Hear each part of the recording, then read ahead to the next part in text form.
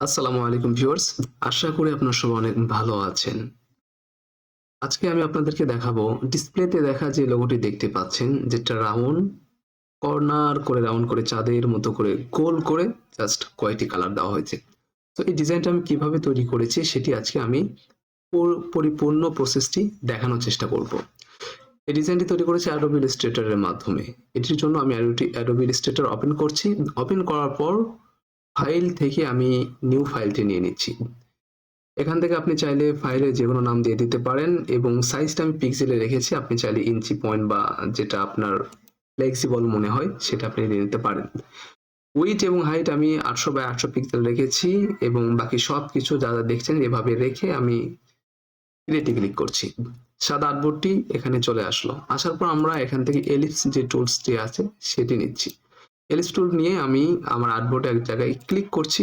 Click করার পর আমি এখান থেকে যেটা করব সেটা হচ্ছে যে 400 বাই 400 ওয়াইড এবং হাইটে একটা এলিপস টুল নিয়ে নিব।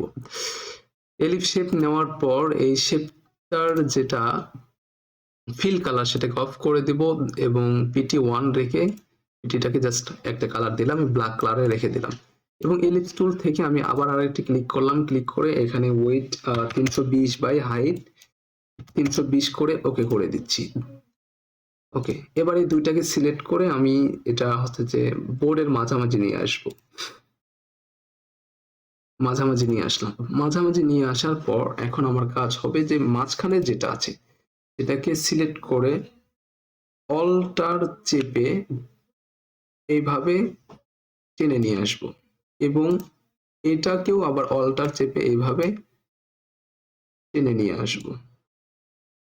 ওকে, টানার পর এখন এই যে উপরের দিকে যে অ্যাঙ্কর পয়েন্টটা আছে খেয়াল করে দেখুন, উপরের দিকে যেটা এটাকে ধরবো, অল্টার চেপে এটাকে কপি করে এই মাথা বরাবর একদম মাঝ বরাবর নিয়ে আসবো এবং এখানে যেটা আছে উপরের দিকে যেটা সেটাকে অল্টার ধরে এভাবে টেনে একদম মাঝ বরাবর নিয়ে নিব।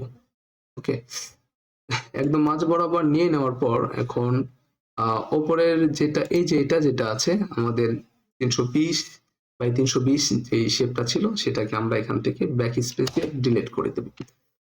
ওকে, ডিলিট করে দিলাম। ডিলিট করে দেওয়ার পর এটা পুরোটাকে আমরা সিলেক্ট করে নিচ্ছি।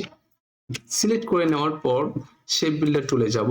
যাওয়ার পর এই যে চিকন যে মাথাটা আছে এই মাথাটাকে ধরে এইভাবে এইভাবে আমরা টেনে নিব। আমি একটুকে ব্যাক করে দিচ্ছি সহজে বোঝার জন্য।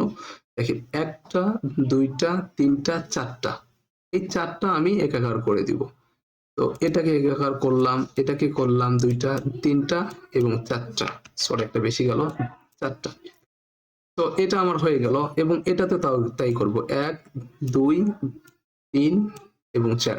এটাও সেম, 1 2 3 4।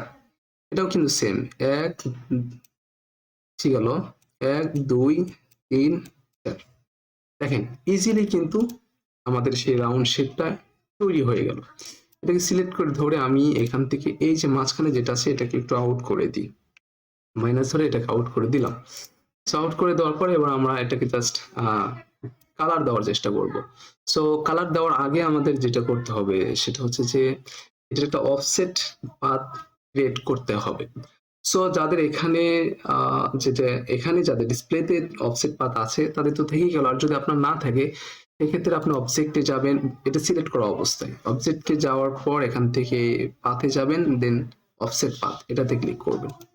সো ক্লিক করার পর এখান থেকে আপনি আপনার মতো করে দিবেন। সো আমি এখানে -5 রাখছি, দেখি কেমনটা লাগে। সো -5 রাখলে আমার কাছে জাস্ট এটাকে এনাফ মনে হচ্ছে। আমি ওকে করলাম। ওকে করে আমি এখন একটু দেখে নিই কেমন লাগছে। হ্যাঁ, বেশ ভালোই আছে মোটামুটি। এরপর এটাকে এভাবে সিলেক্ট করে ধরলাম, ধরে শেপ বিল্ডার চলে যাচ্ছি। যাওয়ার পর উপরের যে অংশগুলো আছে এটাকে আমরা মাইনাস করে দিচ্ছি। এই অংশটাকে আমরা মাইনাস করে দিচ্ছি। ওকে, সো এই অংশগুলোকে আমরা মাইনাস করে দিলাম। সো মাইনাস করে দেওয়ার পরে আমাদের মাঝে কিন্তু শেপটি তৈরি হয়ে গেল। এবার আমাদের কালার দেওয়ার পালা। তো আপনি আপনার মতো করে কালার দিবেন, আমি আমার মতো করে কালার দিচ্ছি। সো এটাকে সিলেক্ট করলাম, সিলেক্ট করার পরে ফিলে আসলাম। ফিল থেকে আমি এই কালারটি নিয়ে নিচ্ছি। দেন আমি আরেকটা সিলেক্ট করছি, করে সেটার আবার কালার দিয়ে নিচ্ছি। আপনি আপনার মতো করে যে কালার ভালো লাগে আপনি সেই কালারটা দিয়ে নিতে পারেন, কোনো সমস্যা নেই।